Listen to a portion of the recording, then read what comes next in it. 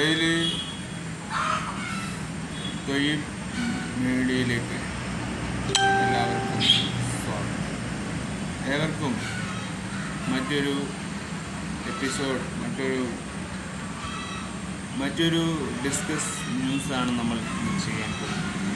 അതായത് നമ്മുടെ നാട്ടിൽ, കേരളത്തിൽ നടക്കുന്ന കണ്ണൂർ ഒരു സംഭവം നടന്നു.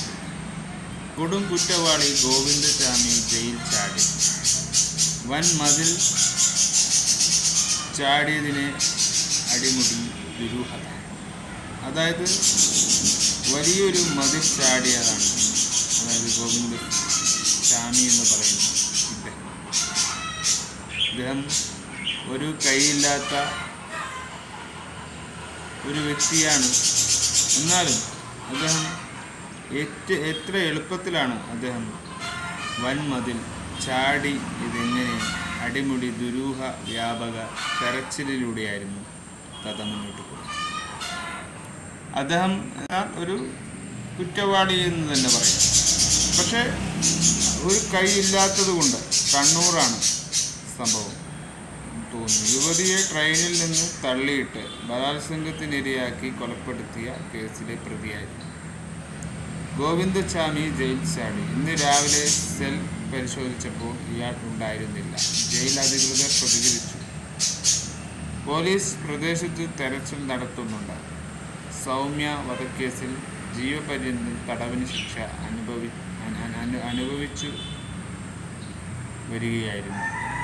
അപ്പോൾ ഇദ്ദേഹം ഈ ഒരു ജീവപര്യന്ത ശിക്ഷയിൽ നിന്ന് ജയിൽ ചാടിയ ഗോവിന്ദസ്വാമിയെ ആണ് നമ്മൾ കാണുന്നത്.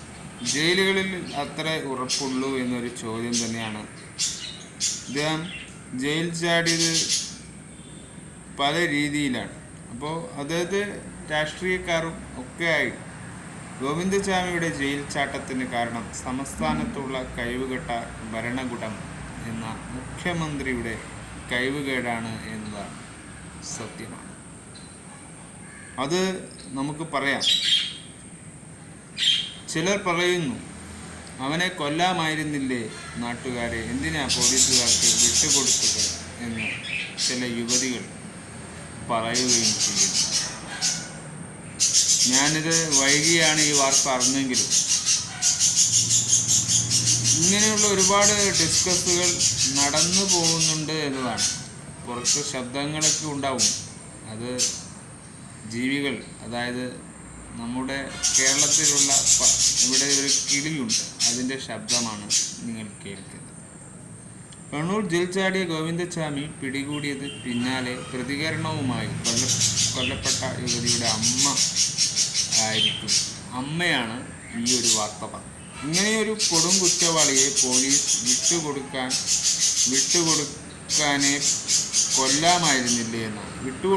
കൊല്ലാമായിരുന്നില്ലേ എന്നാണ് അവർ പറയുന്നത്. അയാൾക്ക് ഏറ്റവും കടുത്ത ശിക്ഷ, തൂക്കും തന്നെ നൽകണമെന്നും അവർ ആവശ്യപ്പെട്ടു. എനിക്ക് പറയാൻ വാക്കുകളില്ല, എന്ത് പറയണമെന്നും എനിക്കറിയില്ല. അവനെ കൊല്ലാമായിരുന്നില്ലേ നാട്ടുകാരെ? പോലീസുകാർക്ക് അവനെ വിട്ടുകൊടുത്തത് എന്തിനാ? ഇങ്ങനെയുള്ളവരെ പോലീസിനും നിയമത്തിനും വിട്ടുകൊടുക്കരുത്. കൊടും ക്രിമിനലാണ് അവൻ. ഇത്രയും ചെയ്തിട്ട് അവൻ ജയിൽ ചാടി. ഇനിയെങ്കിലും അവൻ തൂക്കുകയർ കൊടുക്കണം. നിയമത്തിൻ്റെ ഭാഗത്തു നിന്ന് അങ്ങനെയൊരു കാര്യം ഉണ്ടാവണം. തൂക്കുകയർ തന്നെ കൊടുക്കണം, യുവതിയുടെ അമ്മ പറഞ്ഞു. തളാപ്പിലെ ആളൊഴിഞ്ഞ കെട്ടിടത്തിലെ കിണറ്റിൽ നിന്നാണ് ഗോവിന്ദസ്വാമിയെ പിടികൂടിയത്. നാട്ടുകാർ നൽകിയ വിവരത്തെ തുടർന്ന് നടത്തിയ തെരച്ചിലിൽ കിണറിൽ നിന്നാണ് ഇദ്ദേഹത്തെ കിട്ടിയത്. ഇയാളെ പിടികൂടിയത് പോലീസിനെയും നാട്ടുകാരെയും കണ്ടയുടൻ ഇയാൾ കിണറ്റിലേക്ക് ചാടുകയായിരുന്നു. തുടർന്ന് പോലീസ് ഗോവിന്ദസ്വാമിയുടെ കിണറ്റിൽ നിന്ന് പൊക്കിയെടുത്തു. കറുത്ത പാൻ്റായിരുന്നു വേഷം, ഷർട്ട് ധരിച്ചിരുന്നില്ല. ഇയാളെ വിശദമായി ചോദ്യം ചെയ്യുകയും ജയിൽ ചാടാൻ ആരെങ്കിലും സഹായിച്ചോ എന്നതിനെക്കുറിച്ച് അന്വേഷിക്കും. വളരെ ആസൂത്രിതത്തോടെയാണ് ഗോവിന്ദസ്വാമി ജയിൽ ചാടിയെന്ന് ജയിൽ DGP ബൽറാം കുമാർ പ്രതികരിച്ചു. അപ്പോൾ ഇത്രക്കും വലിയൊരു കീറാമുട്ടി എന്ന് തന്നെ, സർക്കാരിന് ഒരു കീറാമുട്ടിയാകും ഇനി ഈ ജയിൽ ചാട്ടത്തിൻ്റെ ഒരു കമ്പിക്കുള്ളിലൂടെ പുറത്ത് ചാടാൻ കഴിഞ്ഞത് കൊണ്ടാണ് കൂടെ പോകാൻ പറ്റാതിരുന്നതെന്ന് ഗോവിന്ദച്ചാമിയുടെ സഹതടവുകാരൻ പറഞ്ഞു. നമുക്ക് ആ ദൃശ്യങ്ങളിലേക്ക്, ഗോവിന്ദസ്വാമി എങ്ങനെയാണ് ജയിൽ ചാടി കിണറ്റിലേക്ക് എത്തിയത് നമുക്ക്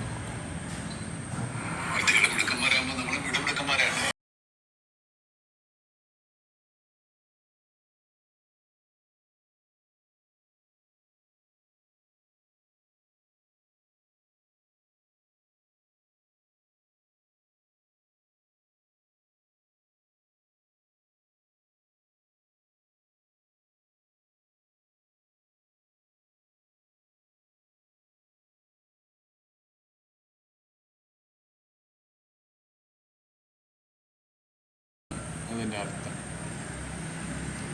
അതിൻ്റെ ഒരു ഇതൊന്നും ആർക്കുമില്ല, ഒരു സഹതാപമൊന്നും അദ്ദേഹത്തോട് ആർക്കും ഇല്ല എന്ന് എനിക്ക് തോന്നി. ഒരു കൈയില്ലാത്തവൻ എന്ന ഒരു ഇത് മാത്രമാണ് ഇപ്പോൾ ഗോവിന്ദസ്വാമിക്ക് കിട്ടുന്ന ഒരു നല്ലൊരു കാര്യം. പല രാഷ്ട്രീയ നേതാക്കൾ ഇതിനെതിരെ സംസാരിക്കുന്നു, പക്ഷേ കാര്യമില്ല. സംഭവം നടന്നു കഴിഞ്ഞിട്ട് അത് സംഭവിച്ചിട്ട് കാര്യമില്ല എന്നെനിക്ക് തോന്നുന്നു. മറ്റു ദൃശ്യങ്ങളിലേക്കും കൂടി നമുക്ക് പോകാം. മാതൃഭൂമി ന്യൂസാണ് ഇത്. ഗോവിന്ദസ്വാമിയെ പിടികൂടിയ ദൃശ്യങ്ങൾ വീണ്ടും കാണിക്കുന്നുണ്ട്. തളാപ്പ്, കണ്ണൂർ, അവിടെയാണ് പിടികൂടിയത്.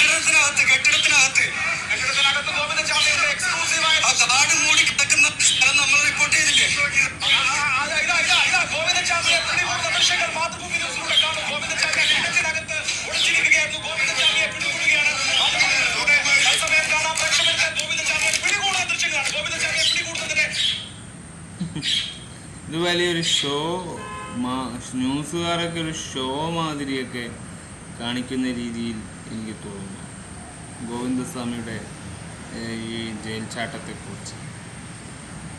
എന്തോ ഒരു ഉള്ളിൽ വെക്കുന്നത് പോലെ എന്തൊക്കെയോ ഒരു ഒളിവ് ഇവിടെ എന്തൊക്കെയോ ഒളിച്ചു വെക്കുന്ന രീതിയിലുള്ള ഷോ കാണിക്കുന്നുണ്ട് എന്ന് എനിക്ക് തോന്നുന്നു. ഗോവിന്ദസ്വാമിയുടെ കാര്യം നോക്കി നിരവധി ന്യൂസുകൾ നമുക്ക് എങ്ങനെയാണ് ഈ ഗോവിന്ദസ്വാമി ചാടിയതെന്ന് നമുക്കറിയണം. അരുൺകുമാർ നമുക്കൊപ്പം ഒരിക്കൽ കൂടി ചേരുന്നു. ആരും പറയും. അത് പറഞ്ഞു തുടങ്ങാം. ഇത് സമൂഹത്തിന്റെ തന്നെ ഒരു കടമയായി മാറിയിരിക്കുകയാണ് ഈ കുറ്റവാളിയെ കണ്ടെത്തേണ്ടത്. കാരണം ഈ കേരളം ഏറെ ചർച്ച ചെയ്ത, ഇന്ത്യ തന്നെ ചർച്ച ചെയ്ത ഒരു ക്രൂരമായിട്ടുള്ള കൊലപാതകത്തിന്റെ പ്രതിയാണ്. സ്ത്രീ സുരക്ഷയെ സംബന്ധിച്ച് പ്രത്യേകം വളരെ വലിയൊരു ക്രിമിനലാണ് ഗോവിന്ദസ്വാമി. വെല്ലുവിളി ഉയർത്തിയ അല്ലെങ്കിൽ ചർച്ച ഉയർത്തിയ ഒരു സംഭവമാണ് ഈ സൗമ്യ വധക്കേസ് എന്ന് പറയുന്നത്. ഒരു എറണാകുളത്തെ ഒരു പീഡന കേസിലെ ഇരയാണ്. ഷൊർണൂരിന്റെ വീട്ടിലേക്ക് മടങ്ങുകയായിരുന്ന സൗമി വള്ളത്തോൾ റെയിൽവേ സ്റ്റേഷനിൽ വച്ചാണ് ക്രൂരമായി കൊലപ്പെടുത്തി ഈ ഒറ്റക്കൈനായ ഗോവിന്ദസ്വാമി മടങ്ങു പോകുന്നത്. ഈ ഗോവിന്ദസ്വാമി കൊടും ക്രിമിനലും വളരെ ഡേഞ്ചർ എന്ന് പറയാൻ ഒരു കാര്യമുണ്ട്. അന്ന് ഈ സൗമ്യയുടെ മൊബൈല് കൊണ്ട് പണയം വെച്ച സംഭവം അത് ഒറ്റപ്പാലത്ത് ഒരു കടയിൽ വിറ്റ സംഭവവുമായി ബന്ധപ്പെട്ട് പോലീസിന് കിട്ടിയ വിവരം തിരക്കി അന്വേഷണത്തിലൂടെ പോയപ്പോഴാണ് ഈ പറയുന്ന ഒറ്റക്കൈനെ ഗോവിന്ദസ്വാമി പിടികൂടാനായി സാധിച്ചത്. അല്ലെങ്കിൽ ഗോവിന്ദസ്വാമി ഒരിക്കലും മണിക്കൂറുകൾ കഴിഞ്ഞെങ്കിൽ ഗോവിന്ദസ്വാമി ഒരിക്കലും പോലീസിനെ പിടികൂടാനായി സാധിച്ചില്ലായിരുന്നു. കാരണം ഗോവിന്ദസ്വാമി മൊബൈൽ ഫോൺ ഉപയോഗിക്കാറില്ല, അരഞ്ഞു നടക്കുന്നത്. ഗോവിന്ദസ്വാമി ഈ ഓടുന്ന ട്രെയിനിൽ നിന്ന് തന്നെ ചാടി ഒറ്റക്കൈ വെച്ച് ചാടി ഇറങ്ങുന്ന ഒരു വളരെ ഭയങ്കര അപ്രീഷിയേറ്റ്. ഈ കൈ ഒറ്റക്കൈ കൊണ്ട് എങ്ങനെ ഇയാൾ ചാടിയെന്നതാണ് ഇത്രയും വലിയ മതിൽ.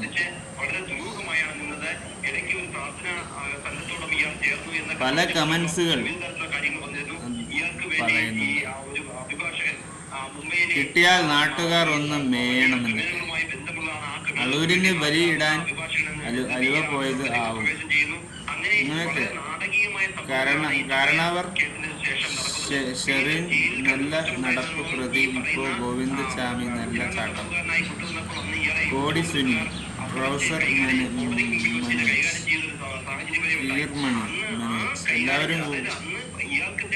എല്ലാവരും കൂളായി വിലസുന്നു. ഇതാണ്ട പ്രബന്ധ കേരളം. കമന്റാണ്. ഏഷ്യാനെറ്റ് ന്യൂസ് ആണ് ഇപ്പൊ പറയുന്നത്. കൊടും കുറ്റവാളിയാണ്, അങ്ങേയറ്റത്തെ ക്രിമിനൽ മനസ്സുള്ള ആളാണ് ഗോവിന്ദച്ചാമി എന്ന അയാൾ ഒറ്റ കേസിലല്ല ട്രെൻഡിങ് ന്യൂസ് ആണ്. അപ്പോ അത് തന്നെയായിട്ട് തന്നെ അഭാവം കൊണ്ട് മാത്രമാണ് ഇന്ത്യൻ നിയമവ്യവസ്ഥയിലെ പഴുതുകൾ ഉപയോഗിച്ച് കൊലക്കുറ്റത്തിൽ നിന്ന് അയാളെ ഒഴിവാക്കിയത്. ഒരു കൈയുടെ പാതിയാണ് ഇല്ലാത്തത്, ഒറ്റ കൈയിലെന്നാണ് നമ്മൾ ഗോവിന്ദച്ചാമിയെ വിശേഷിപ്പിക്കാറുള്ളതെങ്കിൽ. അപ്പോ കൊടും കുറ്റവാളിയായ ഗോവിന്ദച്ചാമി അദ്ദേഹത്തെ പിടികൂടി. അതാണ് നമ്മൾ നേരത്തെ കേട്ടത്. അപ്പോൾ കിണറിൽ ഒളിച്ചിരുന്ന് രക്ഷപ്പെടാമെന്ന് കരുതിയ ഗോവിന്ദച്ചാമിക്ക് പിടി വീണു. വലിയ കൊടും സൗമ്യ വധക്കേസിൻ്റെയും ഒക്കെ വിചാരണയിൽ ഈ കൂട്ടരുണ്ട്. അപ്പോൾ വലിയൊരു കേസിൽ പ്രതിയാക്കപ്പെട്ട, വലിയൊരു അന്വേഷണ രീതിയിലൊക്കെ വലിയൊരു കുറ്റം ചാർത്തിയ പ്രതിയെയാണ് ജയിൽ നിന്ന് രക്ഷപ്പെട്ടത്. എന്തൊരു ആകസ്മികമായ ചില കാര്യങ്ങൾ കാണുമ്പോൾ നമ്മുടെ സമൂഹത്ത് ഇത്രയും കൊടും ക്രിമിനലുകൾ ഉണ്ടോ എന്ന് ചിന്തിച്ചു പോവുകയാണ്. പ്രബുദ്ധ കേരളത്തിൻ്റെ ഒരു അക്രമ ശൈലിയിലുള്ള ഒരു വിലസൽ നമ്മുടെ നാട്ടിൽ കുറ്റവാളികൾ മാത്രമല്ല, ചില നല്ല നടക്കുന്നവർക്കുണ്ട് ആ ഒരു സ്വമേധേ ഒരു കുറ്റവാളി എന്ന തോതിലുള്ള പേരിടാൻ. അവർ അർഹിക്കുന്നതാണ്. അവർ തെറ്റ് ചെയ്തിട്ടുണ്ടെങ്കിൽ വളരെ പോക്സോ കേസിൻ്റെയൊക്കെ രീതിയിലാണെങ്കിൽ അവർക്ക് ക്രിമിനൽ പശ്ചാത്തലം എന്ന് തന്നെ പറയുന്നത്. അതാണ് ഇപ്പോൾ ഗോവിന്ദച്ചാമി എന്ന് പറയുന്ന ഈ വ്യക്തിയെ നമുക്ക് കാണാൻ സാധിക്കും.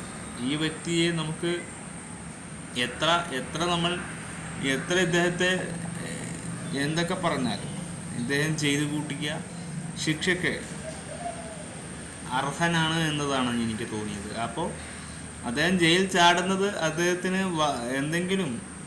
വേറെന്തെങ്കിലും കാരണമുണ്ടാവും. അതുകൊണ്ടായിരിക്കും ചിലപ്പോൾ അദ്ദേഹം ജയിൽ ചാടാൻ ശ്രമിക്കുന്നത്. അദ്ദേഹം രക്ഷപ്പെട്ടില്ല. അദ്ദേഹം വീണ്ടും ജയിലിലേക്ക് തന്നെ തിരിച്ച് പോവുകയാണ്. പക്ഷേ അദ്ദേഹം എന്തെങ്കിലും മനസ്സിൽ കണ്ടു കാണും. അത് നടപ്പിലാവുന്നില്ല. അത് നടത്താത്ത വിഷമമാണ് അദ്ദേഹത്തിൻ്റെ മുഖത്ത്. എന്തോ ഒന്ന് ചെയ്തില്ല എന്നൊരു വ്യഗ്രത അദ്ദേഹത്തിൻ്റെ മുഖത്ത്. എന്തിനോ വേണ്ടിയാണ് അദ്ദേഹം പുറത്തിറങ്ങിയത്, അതെന്തിനാണ് എന്നത് അന്വേഷിക്കേണ്ടിയിരിക്കുന്നു. അപ്പോൾ ഇതിൽ കൺഗ്രാറ്റ്സ് ഒന്നും പറയാനില്ലാത്ത കാര്യങ്ങളാണ്. കാരണം ഭരണകൂടത്തിൻ്റെ ഒരു വലിയൊരു തെറ്റ് എന്ന ചിത്രത്തിലേക്കാണ് അവർ കേരളത്തിൻ്റെ ഒരു ബഹുസ്ഫരിതമായ കേരളത്തിൻ്റെ ഈ ഒരു പ്രഫുല്ലമായ കേരളം ചീപ്പാണ് എന്നത് ഇതിൽ നിന്നും മനസ്സിലാക്കാം. ഒരു കുറ്റവാളി പോലും പുറത്തിറങ്ങാൻ ഏത് വഴികളും ഏത് തുറങ്കിലടിച്ചാലും അവൻ ഈസിയായി പുറത്തിറങ്ങി വന്ന് വീണ്ടും വെല്ലുവിളിക്കുന്ന സർക്കാരാണ് നമ്മുടെ രാജ്യം. ആ രാജ്യത്താണ് നമ്മൾ ജീവിക്കുന്നത്. നമ്മുടെ സുരക്ഷയാണെന്ന് വിചാരിച്ച് നമ്മൾ ജീവിച്ചു പോകുന്നത്. അവിടെയാണ് ഇത്തരത്തിലുള്ള ക്രിമിനലുകളുടെ വിലസലുകൾ നമ്മൾ നാട്ടുകാർ, ജനങ്ങൾ ഒക്കെ സാമൂഹ്യ ഭദ്രതകൾക്ക്, വലിയ കൊടും ക്രിമിനലുകൾക്ക് ഇനിയും കൊലപാതകങ്ങളും ക്രിമിനൽസവും കാണിക്കാനുള്ള അതിൻ്റെതായ വംശനാശം പിടിച്ചതുപോലത്തുള്ള സ്വഭാവങ്ങളാണ് ഇവർ കാണിക്കുന്നത്. ആ രീതിയിലുള്ള പോക്കാണ് ഇവർ ചെയ്തുകൊണ്ടിരിക്കുന്നത്. ഒറ്റക്കയ്യനാണെങ്കിലും ഈ സിനിമയിലൊക്കെ പറയും പോലെ ആ ഒരു രീതിയാണ് റിയാലിറ്റി കാണുന്നത്. Why dangerous? ഇത് എന്തുകൊണ്ട് നീക്കം ചെയ്യത്തില്ല? ഇത്തരത്തിലുള്ള ഡേഞ്ചറസ് നിമിഷങ്ങളെ, ജനങ്ങളെ സംരക്ഷിക്കേണ്ടത് ആരുടെ കടമയാണ്? Just question. അതും ഗവൺമെൻറ് ആൻഡ് സർക്കാർ. ഇതിൻ്റെ ഉത്തരം നൽകേണ്ടത് സർക്കാരും കോടതിയും ഇവിടുത്തെ നിയമചട്ടങ്ങളും ഇവിടുത്തെ എല്ലാം ചെയ്തു കൂട്ടിയിട്ട് ഞാൻ അറിയില്ല എന്ന് പറയുന്ന ആ ഒരു തിരമുഖങ്ങൾക്ക് വേണ്ടി പറയുകയാണ്, നിങ്ങളാണ് ഈ ഒരു കുറ്റവാളി ഈ പുറത്ത് കടക്കാനുള്ള സ്വാതന്ത്ര്യം അനുവദിക്കുന്നത്. നിങ്ങൾക്ക് തന്നെയാണ് അതിൻ്റെ credit. Yes, this is credibility of ഗവൺമെൻറ്റിൻ്റെ ക്രെഡിബിലിറ്റി ചോദ്യം ചെയ്യപ്പെടുന്നതാണ്. Just by.